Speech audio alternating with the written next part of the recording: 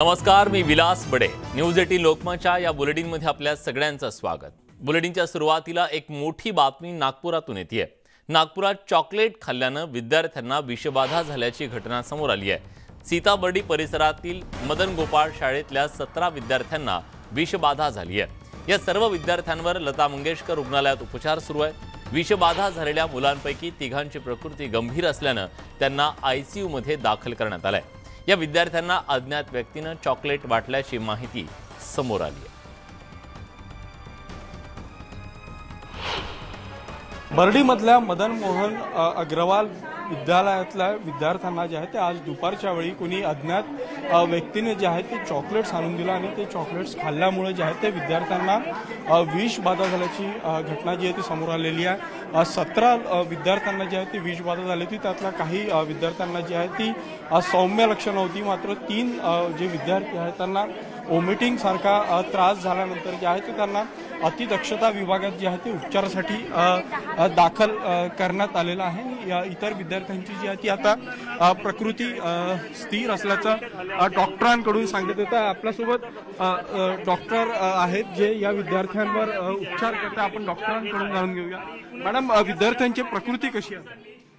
आता प्रकृती ठीक आहे मुलांची. 2-3 मुलं आहेत जे PICUला ऍडमिट आहेत, त्यांच्यावर उपचार सुरू आहे. आता मॅडम, किती विद्यार्थ्यांची प्रकृती खराब झाली होती? नेमकं आले होते 17 लोक आले होते, त्यापैकी 11 ऍडमिट केलेले आहेत. मॅडम, विद्यार्थ्यांचे पालक आले? मॅडम प्लीज, पालक यायचे आहे, काहींचे येऊन राहिले, काहींचे यायचे.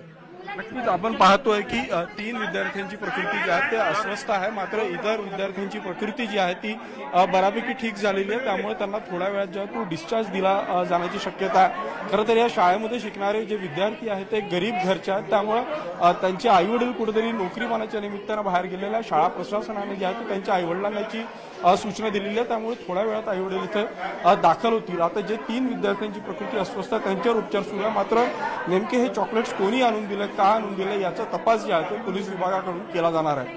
प्रशांत मोहितसह उदय तिवान, डे न्यूज 18 लोकमत, नागपूर.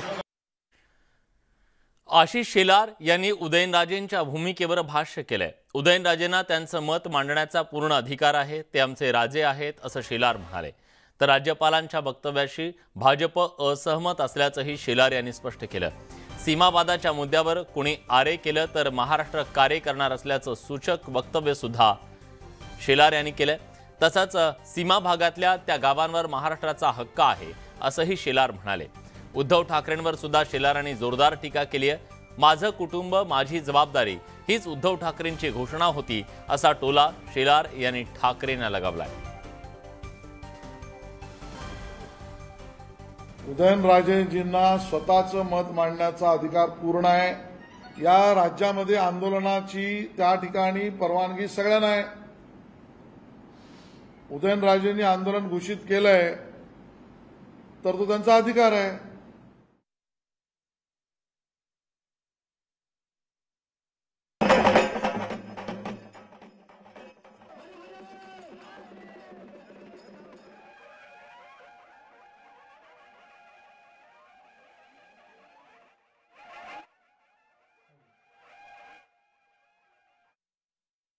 मला वाटतं आमची भूमिका आम्ही स्पष्ट मांडली आहे.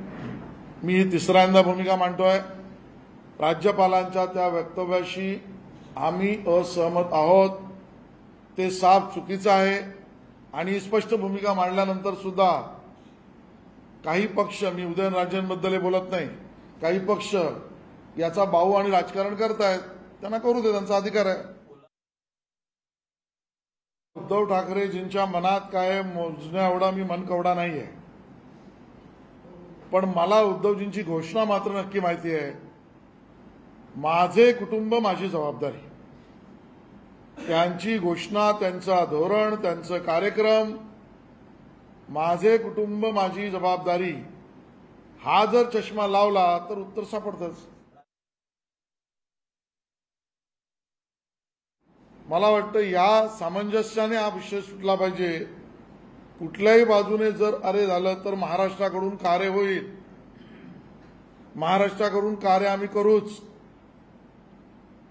पण आमच्या संस्कृतीनुसार आम्ही या सगळ्या विषयावर कोर्टामध्ये, सर्वोच्च न्यायालयामध्ये भूमिका मांडतो आहोत.